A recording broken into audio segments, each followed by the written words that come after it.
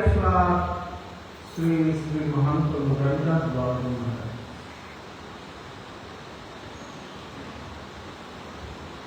সম্মুখে বিরাজমান পুত্র বাবাজীগণ মহারাজগণ,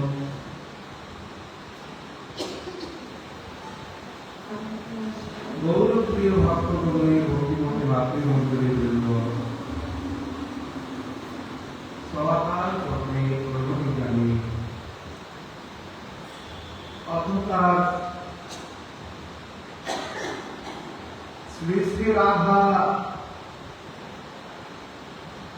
মোরারীমোহন জির অশেষ করুণায়, মোরারীমোহন লাল জির অশেষ কৃপায় আজ এই শুভক্ষণে কার্তিক দামোদর মাস উপলক্ষে মানব জীবনের পরম প্রাপ্তি, পরম ভজন শ্রী শ্রী রাধা মাধবের অন্তরঙ্গ প্রেমকে আস্বাদনে নিবৃত্ত শ্রী শ্রী গৌরী বৈষ্ণব আচার্য অনন্ত বিদুষী শ্রী শ্রী রঘুনাথ দাস গোস্বামীরা ওনার শ্রী শ্রী বিলাপ সুবাণী গ্রন্থি কালকে আমরা আস্বাদন করছিলাম। দ্বিতীয় সংখ্যক শ্লোকের কিছুটা আস্বাদন করে আমাদের হরিকথা বিশ্রাম হয়েছে। আমাদের হরিকথায়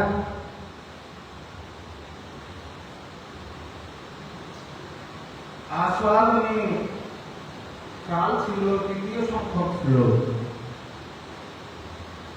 ব্রজেন্দ্র বসতি স্থলে বিবিধ পল্লবে সংকুলে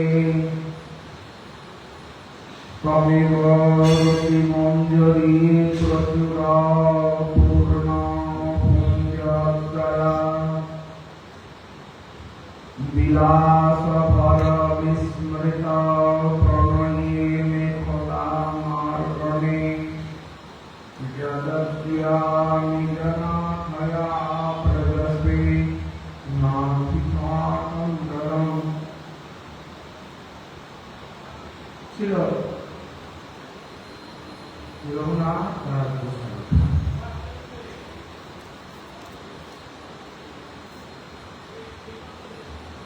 ওনার পরম আস্বাদ প্রস্তুত কিয়া শ্রী শ্রী রাধা মন্দির वही तो अपनी करुणा के लाभ को चलते थे।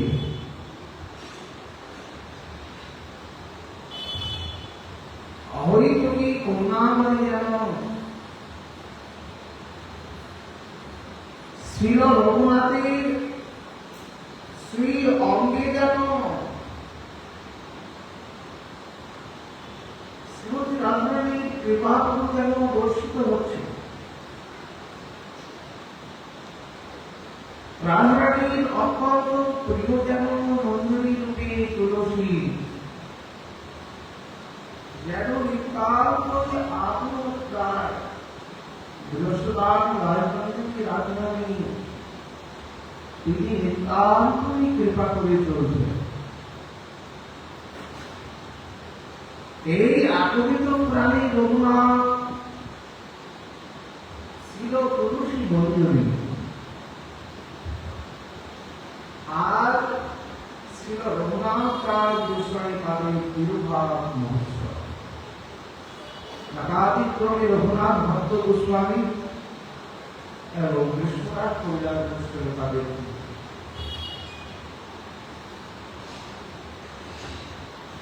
এই রঘুনাথের বনে উৎকণ্ঠা ছিল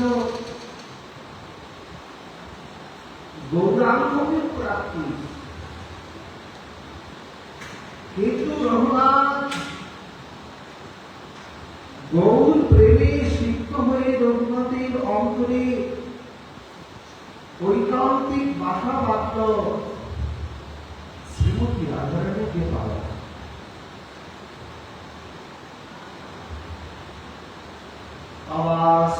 তবাস্মি রাধিকা নাথ কর্মণা মনসা গিরা কৃষ্ণ কান্ত গৌরশ্মি যোগাতেন রতিম্ব। রঘুনাথের মনের উৎকণ্ঠা একমাত্র শ্রী বিষ্ণু রাজবংশের কৃপাপ্রাপ্ত, আর কিছু নয়। এই জন্য রঘুনাথ ছিল তুলসী মন্দিরে, আমরা জানি কালকে শ্রবণ করেছিলাম। এখানে রঘুনাথ হচ্ছেন নিত্যবিলায় তুলসী মন্দিরী বা রতি মন্দিরী, আর রূপ গোস্বামী হচ্ছে কি মন্দিরী? রূপ মন্দিরী। এই জন্য রঘুনাথ এত ঐকান্তিক আস্বাদনে প্রতি গোবিন্দা মঙ্গিনী রাধা, গোবিন্দ মোহিনী, গোবিন্দ সর্বস্ব সর্বকান্তা শিরোমণি।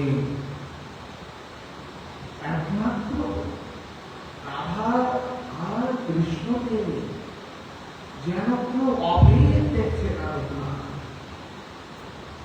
এই তো আমার স্বামীতে শ্রী গোবিন্দ বিরাজমান, এই তো আমার শ্রী গোবিন্দে স্বামিনী বিরাজমান, তাতে তো কোনো ভেদ নেই।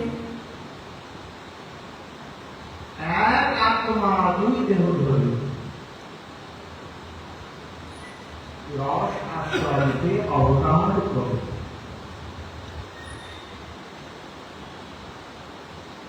শ্রী নবনন্দন শ্রীমতী রাধারানী যখন ওই নিত্য আরম্ভ হল, রাধারানী মনে মনে চিন্তা করলেন, হঠাৎ লক্ষ্য করে দেখছেন ওনার প্রতিবেশী বিরাজমান এই তো খুঁজে পাওয়া যাচ্ছে না। ম্যাথলটি যেন ওই গিরিকন্দরেই রয়ে গেছে। রাধারানী দেখছেন, একটু ভেবে দেখছেন এখন কি করে। এদিকে নৃত্য চলছে, সখীগণ দেখিলে পরিহাস করিবে। সখীগণ যদি এখন দেখে পেলে রাধারানী ভাবছেন, তাহলে তো আমাকে পরিহাস করবে, যেন নিজের জিনিসের প্রতি নিজের ধ্যান নেই। এখন কৃষ্ণ সেবায় যে নিতান্তই রত, সে কি ঐকান্তিক ভাবে নিজের দিকে সতস্ত ব্যস্ত থাকতে পারবে? যিনি নিতান্তই কৃষ্ণ অনুরাগী, যিনি নিতান্তই শ্রী রাধামাধবের সেবার জন্য নিজেকে উৎসর্গ করেছিলেন, যিনি নিতান্তই শ্রী গুরুদেবের চরণে নিজেকে সমর্পণ করেছেন, ওনার পক্ষে কি আর নিজের খেয়াল রাখাটা কি সম্ভব? ওই সেবা করেই তো সময় দেওয়া যাবে না, এই সেবাতেই তো তাকে প্রাপ্ত হওয়া যায়। এক অঙ্গ সাধে কিংবা সাধে বহু অঙ্গ, নিষ্ঠা হইলে উপজীবে প্রেমের তরঙ্গ। নিষ্ঠা হইলে উপজীবে প্রেমের তরঙ্গ। সাধন করতে গেলে নিষ্ঠার প্রয়োজন, কামনাতে হবে না। এখন যে গোবিন্দের সেবায়, যে সাধু সেবায়, যে ভক্ত সেবায়, যে গুরু সেবায় সকল ব্যস্ত,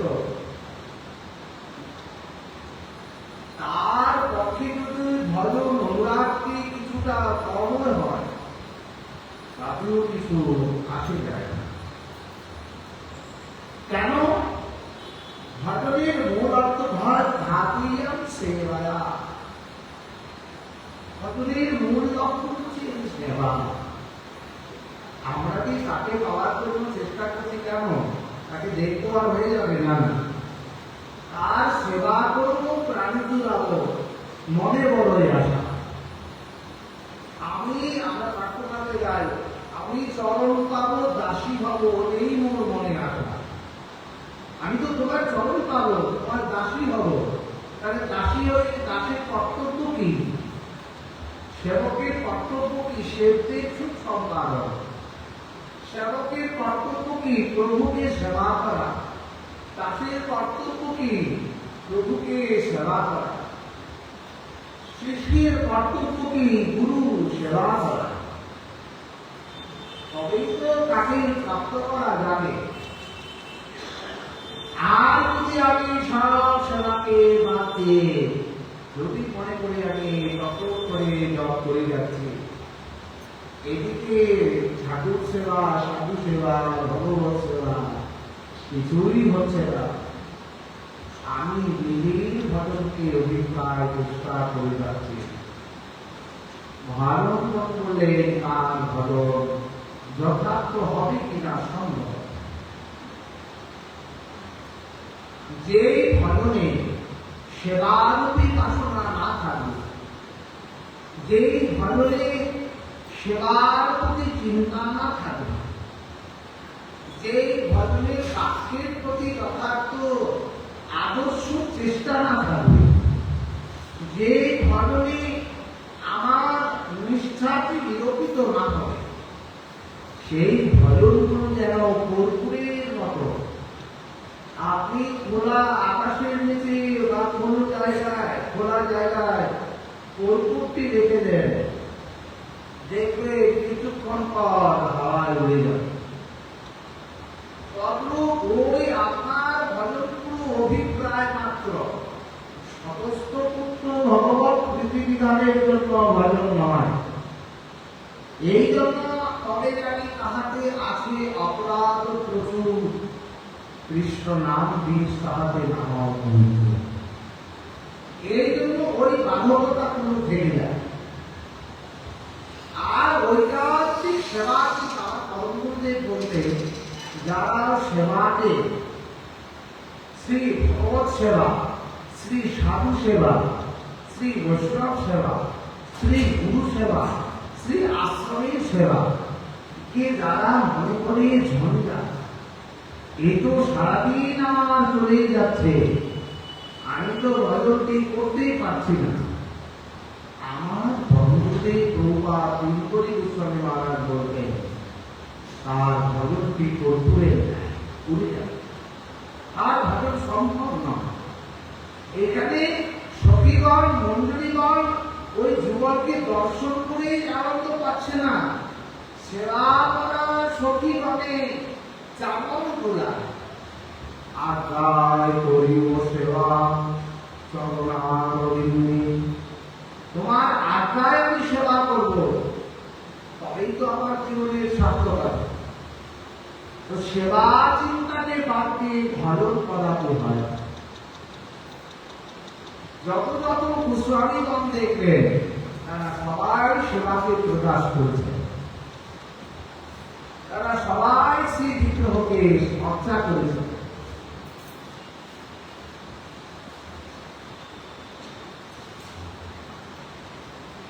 তারা সর্বদাই ভগবানের শ্রীচরণে সেবাতে ভাষণার দ্বারা ভজন করেছে, সেবা করে কৃষ্ণকে সুখী করে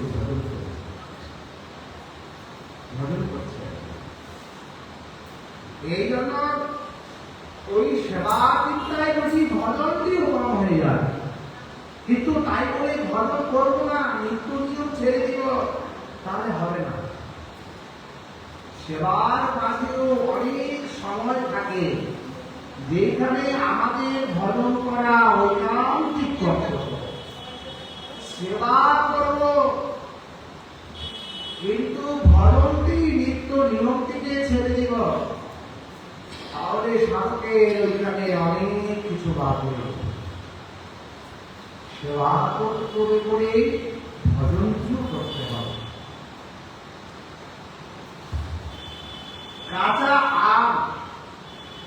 কাঁচা আমকে যদি গাছের থেকে এনে যদি আপনি বলেন ওইখানে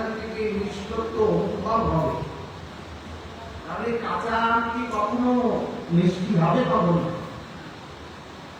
সেটা তো টক থাকবে। আমটি যখন পরিপক্ক দশা প্রাপ্ত হবে, তখন যদি গাছ থেকে আপনি ওইখান থেকে আনাজ নিয়ে এসে সেটাকে যদি আস্বাদন করেন, তাহলে সেই আম থেকে তো সুমিষ্টতা মিষ্টত্ব আস্বাদন করতে পারে। মহারাজ সেবা পরিপক্কতার দশাই হচ্ছে গিয়ে যুবক কিশোরকে প্রাপ্তি। আগে সেবারূপী কর্মের দ্বারা নিজের দেহকে সমর্পিত করতে হবে শ্রী রাধা মাধবের চরণে। কিন্তু ভজন নিয়মকে ত্যাগ করলে কদাপি সম্ভব নয়। ভজনটিও আপনার জন্য সেবা। আর ওই ঠাকুর সেবা, সাধু সেবা, বৈষ্ণব সেবা, গুরু সেবা, গুরু বাক্য মন্ত্রমূলম গুরু বাক্য, বাক্যরূপী সেবা, এইগুলো তো সেবা। কিন্তু এখানে ভজনগুলোকেও একটু করে যেন আস্বাদন করতে হবে। এইখানে অনেকেই নিত্য নিয়মকে ত্যাগ করে, নিত্য নিয়ম ত্যাগ করে জল স্পর্শ করেন যে দীক্ষিত ব্যক্তি, তার পুনরায় দীক্ষা নেওয়ার জন্ম শাস্ত্রের বিধান রয়েছে। নিত্য নিয়মকে যারা করে, নিত্য গুরুমন্ত্র স্মরণ, নিত্য বীজ আদিকে স্মরণ, হরিনামকে স্মরণ, এগুলি নিপুণ্য, এগুলোকে যারা করে না তাদের ভজন কদাপি সম্ভব।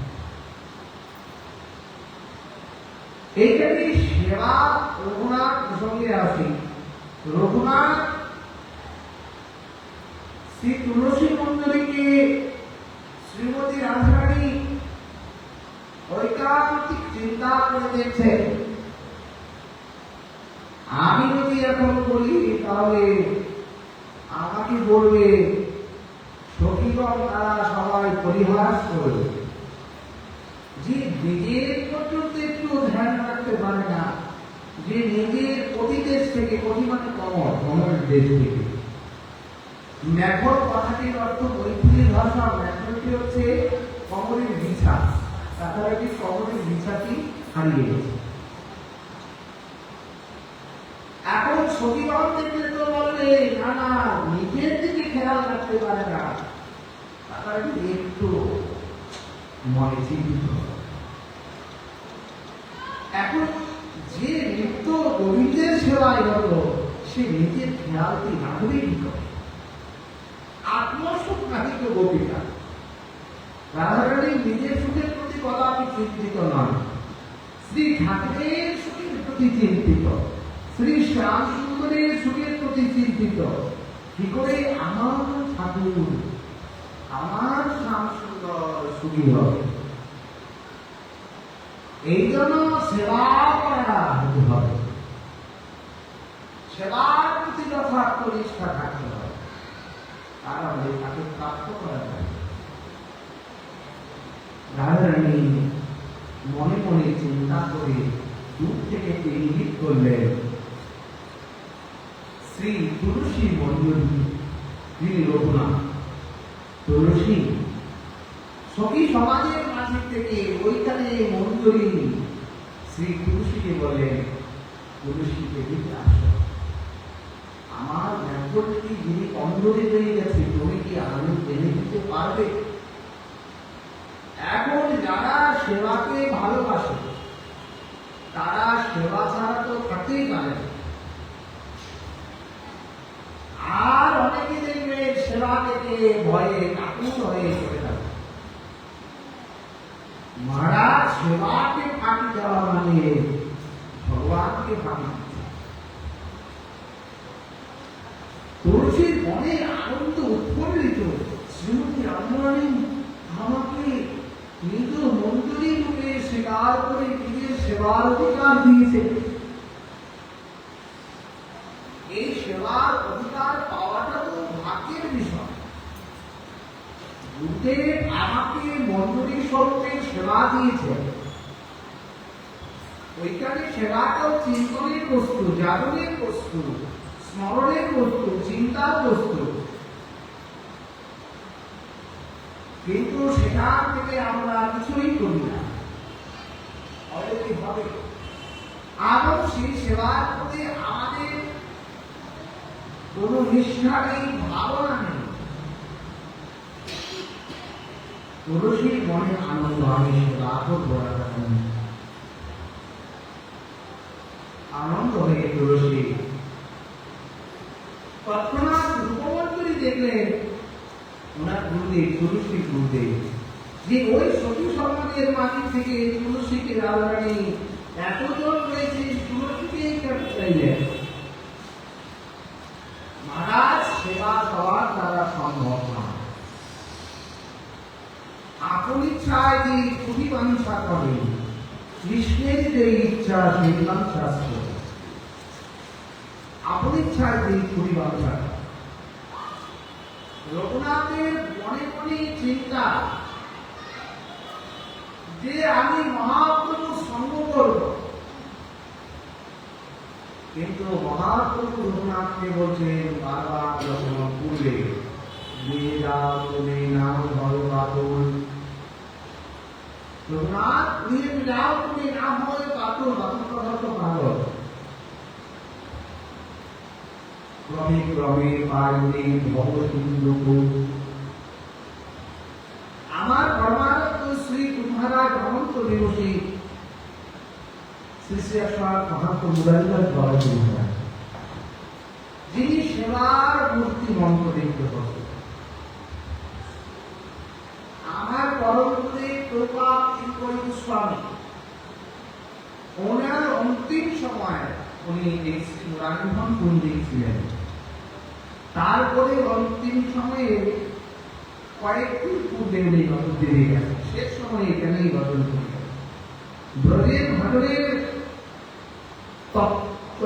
যে সাধন বস্তুগুলো এই মুরারিমোহন পণ্ডিত এইখানেই থাকতেন প্রভুপাদ। এই জায়গাটা একটা কুটির আছে আমাদের পুরানো মন্দির, ওইখান থেকে উনি মুরারিমোহনকে দর্শন করতেন। এই জায়গাটাই ছিলেন, ছোট্ট একটু কুটির ছিল। তো আমার শ্রী গুরু মহারাজ বারবার শ্রী গুরুদেবের কাছে একটু থাকবেন, সেবা করবেন, গুরু সেবা মনে মনে চিন্তা করতেন। এই চিন্তা করে যখন যেতেন, তখনই কি করতেন, ওই বিশ্ববান্মনাথ নন্দিনী, ওই শ্রী গুরু মহারাজ তিরুপতি গোস্বামী, তিনি কি করতেন, বলছেন তুমি কি? বাবা আমি যখন বলছেন তুমি কোথা থেকে আসলে, প্রভুপাদ আমার গুরু মহারাজকে বলছেন। একবার বিলাস হয়েছিলেন প্রভুপাদ, ওনার একটু শরীর খুব খারাপ হয়ে গেছে। যখনই খারাপ হয়ে গেছেন, আমার শ্রী গুরু মহারাজ মুরারিমোহন থেকে তিনি রওনা দিলেন। তখনকার সময় ৪৫ বছর আগে, ৫০ বছর আগে ট্রেন করে রওনা দিলেন। কষ্ট করে কাঠমানি পয়সা দিয়ে খাবার নেই, সেই নীলাচলে প্রতাপতি ২ দিন ৩ রাত্র থেকে তারপর পৌঁছালেন পুরীতে। যখন প্রভুপাদকে গিয়ে যখন প্রণাম করলেন, আমার শ্রী গুরু মহারাজ তখন উনি চোখ করে একটু লাল করে তাকালেন। কি ব্যাপার, তুমি কি? বলছি বাবা আমি মুরারি বলছি। তুমি মুরারি বলছো? হ্যাঁ। তখন সামনে ছিল হরধর বাবা, আরো কেউ ওনার শিষ্য পূজ্যপাদ বিনোদ বাবা যে কারা ছিলেন। তখন প্রভুপাদ ওনাকে ডেকে বলছেন, এই এই কে আছে, ওইদিকে আসো। একে আমি মুরারিমণির সেবা দিয়েছি, দেখো ওই সেবা ছেড়ে দিয়ে এখানে চলে যাচ্ছে আমার কাছে। গুরুদেবকে বলছেন এই সেবা ছেড়ে দিয়ে চলে আসছে। আমার গুরু মহারাজ আমাদেরকে বলে জানো কি করবো, গুরুদেবকে দেখলে তো আপনার ভয়ে কেঁপে উঠতাম, কথা বলা তুলে কথা। রূপা এমন গম্ভীর মহাপুরুষ ছিলেন, ভয়ে কম্পিত, আর কথা তো দূরের কথা বলে। এখন গুরুদেব তিরস্কার করে বলতে দেয়, কে আছো কোথায়, ওকে নিয়ে যাও, এখন ওকে ট্রেনে উঠিয়ে দিয়ে আসো, মুরারিমণি সেবা ছেড়ে এসে গেছে। না বাবা, আপনাকে দেখতে এসেছি। আমাকে কেন দেখতে আসবে? আমি কি মুরারিমণির কাছে নেই? আমার গুরুদেবকে বলতে, আমি তো ওইখানে রয়েছি, যাও। গুরুদেব বললেন, জানো কিচ্ছু করার নেই, প্রভুগুরু যখন লাভ করে উঠলেন, আমি আর কি করবো, কাঁদতে কাঁদতে আমার এক গুরু ভাই ভালো করে স্নান করে নেয়, খাই তো নাই কিছু, আবার কাঁদতে কাঁদতে গুরুদেবকে দর্শন মাত্র করেছি, আবার কাঁদতে কাঁদতে গাড়িতে উঠিয়ে দিল, আবার কাঁদতে কাঁদতে গাড়ির মধ্যে চলে আসলাম। এই জন্য সব গুরুদেব জানে সেবা কাকে দিয়ে করা আর কার দ্বারা সেবা হবে। শ্রীমতী রাধারানী জানেন যে তুলসী এখানে সেবাটি করতে পারবে, অন্য তো কাউকে বললে সে করতে পারবে না। পরমগুরুদেব জানতেন সেই মুরারিদাস বাবার সেই সেবা কত প্রাণ। এই জন্য গুরুদেব সমস্ত জীবনটি গুরুদেবকে ভজন করেন। আমার গুরু মহারাজের ভজনটি ছিল গুপ্তময়, তার বিরহ, উল্লাস, বেদনা, তিক্তময়, শ্রী চোখের জল, এগুলো যারা তার সান্নিধ্যে ছিল তারা জানে যে সেবা করলে যে প্রেম পাওয়া যায় না, আমি সেই কথাটি অন্তত পক্ষে বলতে পারি। আমার শ্রী গুরু মহারাজের দেখেছি সেবার কথা, কি তার চোখের জল, কি তার উৎকণ্ঠা, কি তার বৈরাগ্য, কি তার নিষ্ঠা, কি তার গুরুদের সর্বাগতি, তবেই তো তিনি এত দৌড় দৌড়ছেন।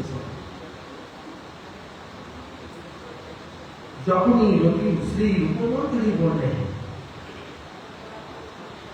এই ব্রজে অনেক কবি রয়েছে, কিন্তু তুলসী তোমার তো ভাগ্যের সেবা নেই, যে শ্রীমতী রাধারানী তোমাকে আদেশ করলেন ওই গিরিকন্দ থেকে ম্যাকুলটি খুঁজে আনার জন্য। তখন ঈশত প্রণামে শ্রী গুরুদেবকে বন্দনা করে বলবে, আপনার তো রাধা মাধবের আদেশ প্রাপ্ত, রাধা মাধবের সেবা করা সুখ, কিন্তু আপনারই কৃপা, নাহলে আমি পেতাম কোথা থেকে? এই জন্য শ্রী তুলসী মঞ্জুরি ৪র্থ নম্বর শ্লোকে আমরা কিছু আসবো। ৪র্থ নম্বর শ্লোকে শ্রী গুরু বন্দনাই করলেন, গুরু থেকে আমার নিষ্ঠার প্রয়োজনীয়। এখন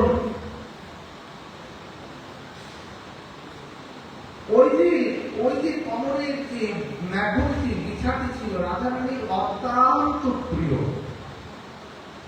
রাধারানী বলেন, তুলসী তুমি কি এনে দিতে পারবে? তুলসী বলেন, শ্রীমতী আপনার যদি কৃপা হয় তাহলে সম্ভব, তোমার কাছে তো সম্ভব নয়। তখন রাধারানী বলতেই পারছেন না যে ওই ম্যাকুলটি কি নিত্যক সময় পড়ে গেছে, না বিলাস বাসুরে নাগরে ওইখানে পড়ে গেছে, না গমনকালে পড়ে গেছে, অভিশাল গমনকালে পড়ে গেছে, রাধারানী মনে নেই। শ্রীমতী রাধারানী কি কোনো কিছু মনে না থাকতে পারে? জগৎপতি, জগৎ নিয়ন্তা, জগৎ স্রষ্টা, জগৎ স্বামিনী যিনি,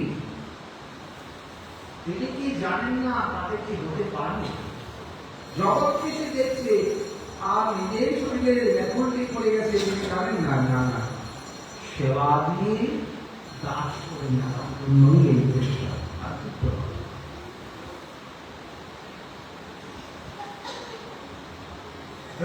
বললেন আমার প্রিয় বস্তু সচরাচর বিস্মৃতি কখনো হয় না, কিন্তু আজ আমি বিলাস বড় বিস্মৃত। আমার বিলাসের চরম অবস্থায় আমার আর এই নেপলটি বিস্মৃতি হল।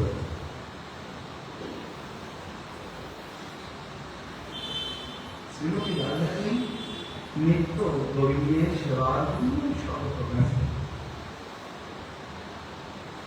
ইতি বিষয়ানন্দে তদাশ্রয়ানন্দ, তাতে নাহি নিজস্ব বাঞ্ছার সম্বন্ধ। নিরুপাদি চৈতন্য চরিতামৃতে লেখে নিরুপাদি প্রেম যাহা, তাহা এই হইতে প্রীতি বিষয় সুখে আশ্রমের হইতে। এইরকম ভাবে নিরুপাদি প্রীতি স্বভাবতই বিলাসের এমন হয়, যেখানে প্রেমটা থেকে সেবাটা নিঃস্বার্থ, স্বার্থ কিছু সেবা করবো, আমি কিছু প্রাপ্ত হব, তাহলে তাকে সেবা করা বলে না। সেবা করা মানে সেবককে সুখী করা, সেবা করা মানে সেবকের প্রতি নিজের সমর্থনকে জ্ঞাপন করা, সেবা করা মানে সেবককে সুখী করে সেবকের সেবকের সেই প্রসন্নতাকে গ্রহণ করে দেওয়া, আর কিছু না। এই জন্য রাধা কৃষ্ণ শ্রবণের প্রেম তত্ত্ব হয় গুরুতর। এই জন্য রায়রামানন্দ সংবাদে শ্রী মহাপ্রভু রায়রামানন্দকে বলেছিলেন যে জানিল শ্রী রাধা কৃষ্ণ প্রেম তত্ত্ব, শুনিতে চাহিত না দেবা বিলাস মাহাত্ম্য। রাধারানী আর ওই শ্যাম সুন্দরের বিলাস মাহাত্ম্য কি শ্রী মহাপ্রভু রামানন্দের কাছে শুনতে চায়। রায় কহে কৃষ্ণ হয় ধীর নলী, নিরন্তর ক্রান্তিরা যার জড়ি। রাত্রি দিনে কুন্দকেরা করে রাধা সঙ্গে, কৈশোর বয়স সকল যেন ক্রীড়া অঙ্গে। এখানে শ্রী গোবিন্দ, শ্রী রাধারানী এবং শ্রী মঞ্জুরীগণ, শ্রী সেবা করা সতীগণ, সেবা করা মঞ্জুরীগণ, তাদেরকে নিত্যত শ্রী গোবিন্দদেব, শ্রী শ্যাম সুন্দর যে আনন্দ পৃথিবী দান করছেন, ওইখানে শ্যাম সুন্দর শ্রী মঞ্জুরীগণের আত্মতৃপ্তকে তৃপ্তিত করে নিজেও সেবার ভাবনাত্মক দৃষ্টিতে যেন মঞ্জুরীগণ এবং শ্রীমতী রাধারানী আর ওই সখীবৃন্দকে যেন একটু আনন্দ দান করছে, আনন্দ দান, আর কিছু না, আনন্দ দান করছে। এগুলো হচ্ছে বিলাসময় রসত্মিকা, বিলাসময় রসত্মিকা।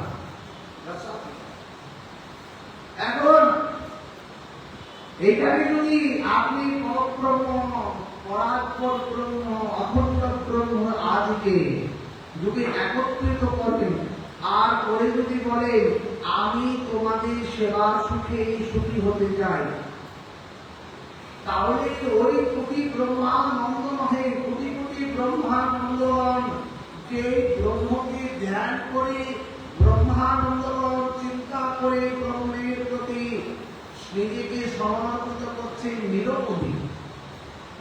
কিন্তু ওইখানে যুগল কিশোরের সেবা ভাবনার দ্বারা যত তাড়াতাড়ি সম্ভব শ্রী সেবার দ্বারা তাকে প্রাপ্ত করা যায়, ওইখানে ব্রহ্মানন্দীগণ ধ্যান যুগে ব্রহ্মকে ধ্যান করেও তত তাড়াতাড়ি শ্রী রাধা মাধবের সেবাকে প্রাপ্ত করতে সক্ষম হয় না।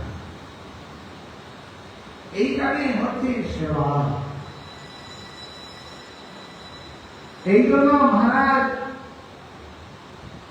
ওইখানে শুধু শ্রী রাধা মাধবের সেবা করে সুখ সম্পাদন, এই তুলসীর ভাতের সীমা নেই। অভ্যুত্তরে তার পরম স্নেহাতে শ্রী রূপমন্ডলীর অন্তরে আনন্দের সীমা নেই। শিষ্য যদি ভজন করে, শিষ্য যদি ভজন করে ভগবানকে লাভ করে, তাহলে আনন্দটা প্রথমে কার হবে? গুরুদেবের হবে। আমার শিষ্য ভজন করছে, আমার শিষ্য ভজন করে আর ভগবানকে প্রাপ্ত করেছে, আনন্দটা কার হবে? এই তো গুরুদেবেরই আনন্দ। আর শিষ্য যদি মনে করে না না আমি ভজন করছি, আমি কৃষ্ণকে প্রাপ্ত করব, কদাপি সম্ভব নয়। যে ভজনের সঙ্গে গুরুর প্রসন্নতা নেই, যে ভজনের সঙ্গে সাধুর প্রসন্নতা নেই, সেই ভজন শ্রীমতী রাধারানী যুগল কিশোর স্বীকার করে কদাপি নেয় না। আর যে ভজনের সঙ্গে শ্রীমতী রাধারানী প্রসন্নতার সহিত শ্রী গুরুদেবের প্রসন্নতা রয়েছে, সেখানে সাধক সাক্ষাৎ দর্শনে নিজের মন বুদ্ধিকে বৃদ্ধ করতে পারবে, তাকে খুব সম্ভব। কিন্তু মহারাজ এগুলো অনুভবের বিষয়বস্তু, আর কিছু নয়। শ্রী রূপমণ্ডলীর অনেক অনেক আনন্দ। আমার কি সেবা করে শুনছে। আমার তুলসীকে রাধারানী আদেশ করেছিলেন প্রিয় এখন থেকে খুঁজে আনে দেওয়ার জন্য। রূপমণ্ডলী কৃপা অভিলাষে তুলসী ধন্য, তুলসী তুমি ধন্য। এমন ভাবে কিঙ্করীগণ নিত্য শ্রোতা হয়ে শ্রী সখীগণকে বিজন সেবা দ্বারা আনন্দ করছিলেন। সেখানে নিত্য হচ্ছে তো, কেউ কেউ বিজন সেবা, যার সেবা শেষে করে চলছে। নানাবিধ রস আলাপে সবাই আমোদিত। এমন সময় তুলসী কি করে অলপ খেতে, কেউ কেউ না লেখে। এমন সময় অলপ খেতে তুলসী স্বামী ওইখান থেকে ওই গিরিবন্দর থেকে ঘুরিয়ে এনে মেকলকে সবাই লীলারসে আমোদিত, আর তুলসীর সেবা আনন্দিত। সেবার কাছে ভাবনাগুলো, লীলার ভাবনাগুলো যেন সেবার কাছে একটু প্রাপ্ত হয়। যেমন কবিরাজ মুসলিমদার বললেন কৃষ্ণদাস অভিমানে যে আনন্দ সিন্ধুরে প্রতি ব্রহ্মানন্দ নহে তার এক বিন্দু। প্রতি ব্রহ্মানন্দ যদি এক হয়, তাহলে এক কৃষ্ণদাসের কাছে তারা পাবে। কৃষ্ণদাস কৃষ্ণকে ভজন করে আনন্দিত মনে, ব্রহ্মানন্দীগণ ব্রহ্মকে ধ্যান করে চিন্তান্বিত, আনন্দিত নয়। আর কৃষ্ণদাস কৃষ্ণ সেবা করে তার মনে আনন্দিত। এই জন্য প্রতি ব্রহ্মানন্দ হয় তার এক বিন্দু।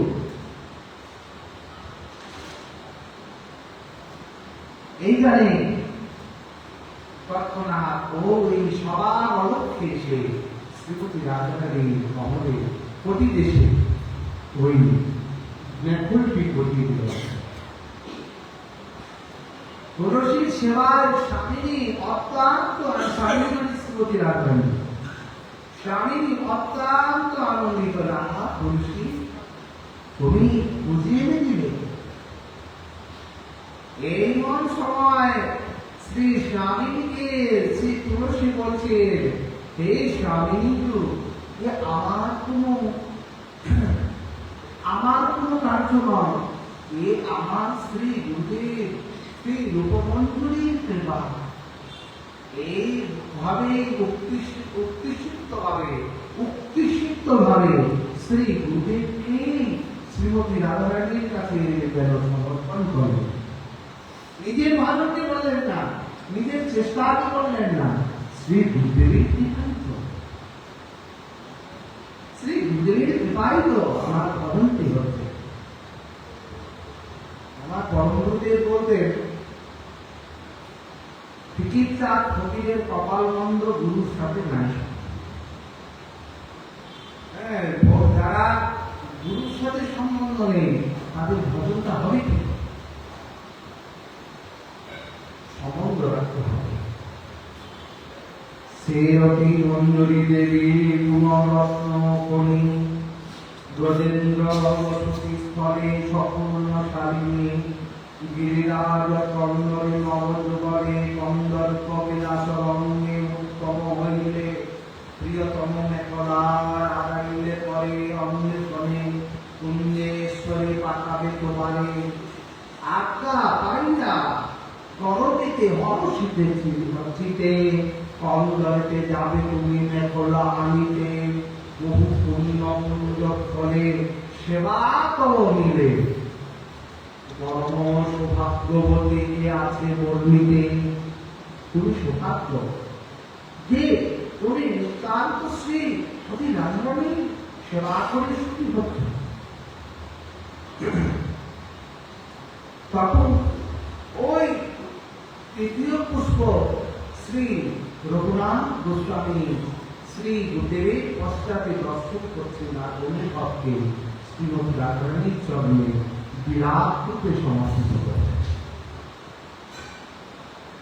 এইবার স্ফূর্তির বিরামে আবার রাজরানীর প্রতি বিরহ, আবার রঘুনাথ একটু বাচ্চক জ্ঞানী তিনি ৪৫ নম্বর শ্লোকে বলতে লাগলেন, প্রভুরপি যদুনন্দন জয় প্রিয় যদুনন্দন উন্নত প্রভাব স্বয়মতুল কৃপাকৃতরুণিকং মম কৃত বাস্তু মম গুরু পবজ্ঞে। চতুর্থ শ্লোকে রঘুনাথ তিনি গুরুদেবকে বন্দনা করছেন। কি বন্দনা করছেন? তখন একটু স্ফূর্তি, এই তৃতীয় নম্বর শ্লোকগুলি শ্রীপাদের এখানে রঘুনাথের স্ফূর্তি ছিল। এবার স্ফূর্তি যখন বিরাট হয়েছে তখন ওই মনের উৎকণ্ঠা তারা শ্রী গুরু বাক্যকে বন্দনা করছে। রঘুনাথ নিজেকে একটু বাচ্চক জ্ঞানে এনে তখন বাচ্চক জ্ঞানে বসায় অতুলনীয় আত্মীকৃত চিত্তে রঘুনাথ বললেন, এতো আমার কোনো নয়, গুরুদেবীর কৃপা। প্রভু তুমি যদুনন্দন। রঘুনাথ দাস গোস্বামী পারে গুরুদেব ছিলেন যদুনন্দন আচার্য। কে ছিলেন? যদুনন্দন আচার্য। রঘুনাথ দাস গোস্বামী পারে গুরুদেবের নাম।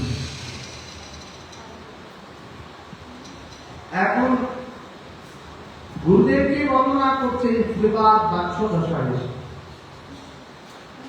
এই জন্য ওইখানে নর্তন বলে দিলেন,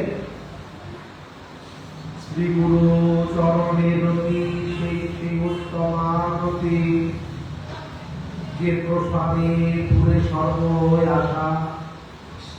শ্রী গুরু চরণে যার উত্তম রতি, আমার গুরুদেব আমার কাছে উত্তম গতি, তিনি ভিন্ন আর কেউ নয়। এই গুরুচরণের নিষ্ঠাটি হচ্ছে সাধকের ঐকান্তিক। আমার গুরু মহারাজ তার গুরুনিষ্ঠা জীবনের অন্তিম দিন পর্যন্ত শ্রী গুরুদেবকে যে কেউ তার গুরুনিষ্ঠা। গুরুনিষ্ঠা যতক্ষণ পর্যন্ত স্থিত না হবে ততক্ষণ পর্যন্ত তার সাধকের কিছুই হবে। গুরুর মাধ্যম দিয়ে প্রাপ্ত হবে। আমার পরম গুরুদেব বলতেন, শিষ্যরা অনেক সময় কেউ গুরু শিষ্যরা অবাধ্য হতে দিন, তো বলতেন যতই ঘোরাঘুরি করো সহজ ভাষায় উনি কখনো কখনো কথা বলতেন। তো বলছেন যতই ঘোরাঘুরি করো না কেন, লাঠাই তো আমার হাতে। লাঠাই বুঝেছি তো আমরা, লাঠাই ওই যে ঝুড়ি উড়ায় না, লাঠাইটা থাকে না, যে কোথায় এভাবে ঘোরাচ্ছে, যেদিকে ঘোরায় সেদিকে যায়। তো আমার পরম গুরুদেব বলতে ঘুড়ি যতই উড়ো না কেন, লাঠাইটি আমার হাতে। লাঠাইটি তো গুরুদেবের হাতে। গুরুদেব যদি কৃপা সিদ্ধ করে আপনাকে সেবা দেয় তবেই সেবা হবে। আর স্বঅভিমানের দ্বারা যদি নিজেকে মনে করেন যে আমি আমার চেষ্টা ওইখানে সাধকের শেষ। ওই মণিকর্ণিকা ঘাটের কাহিনী তো জানেন সবাই, কাশীর মণিকর্ণিকা ঘাটে। এই জন্য মহারাজ শ্রীগুরু চরণে রতি শীর্ষ উত্তম গতি দেবপ্রসাদ গুরু সত্য। আবার গুরু মহারাজ বারবার আমাদেরকে বলতেন, দেখো ঠাকুর বৈষ্ণবরা কি বলছে, ঠাকুর দুয়ারে প্রতি হইতাম কুকুর, একটু দিয়ে তারাইতে বৈষ্ণবরা।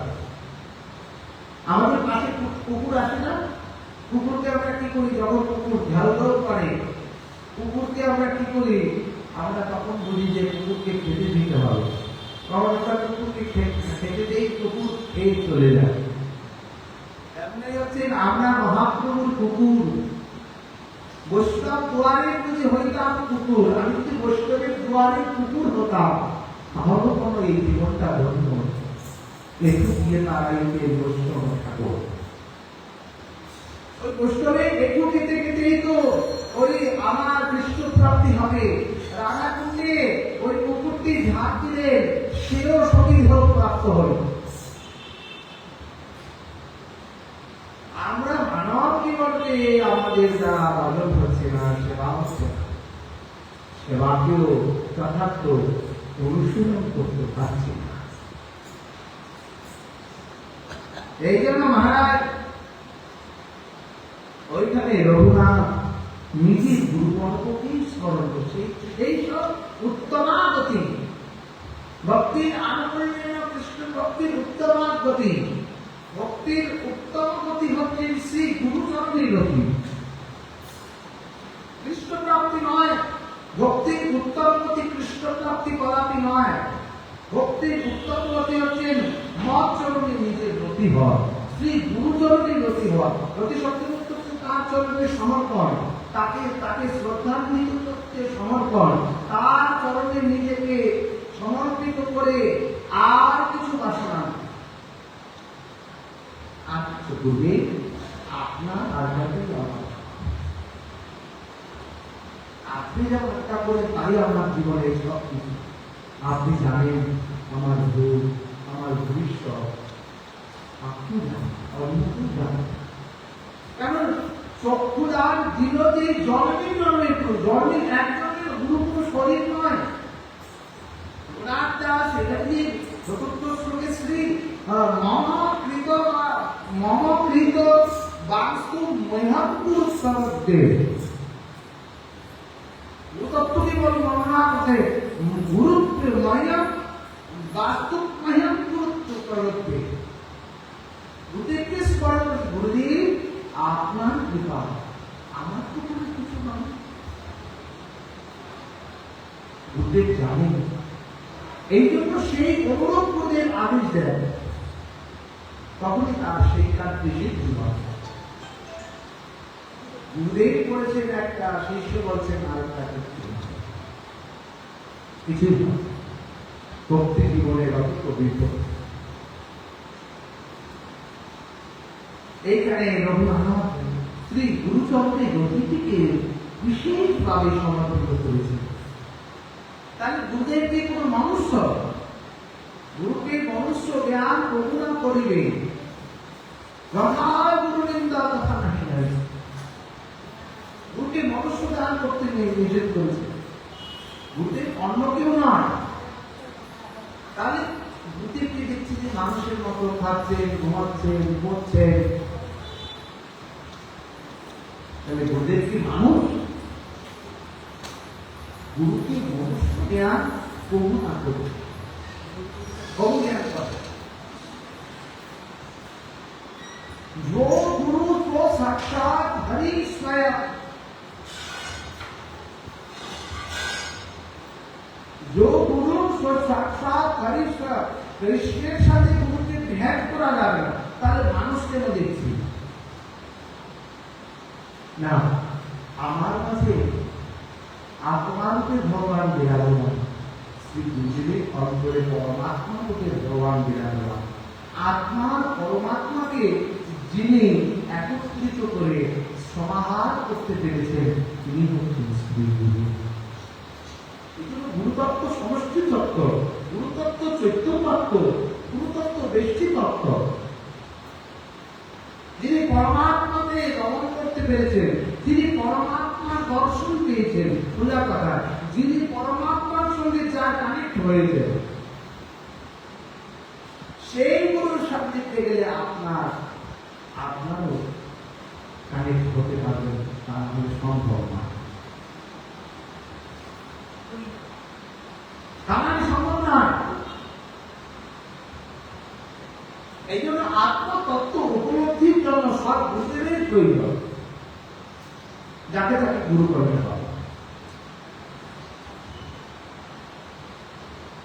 আত্মতত্ত্ব উপলব্ধির জন্য সব গুরু প্রয়োজন।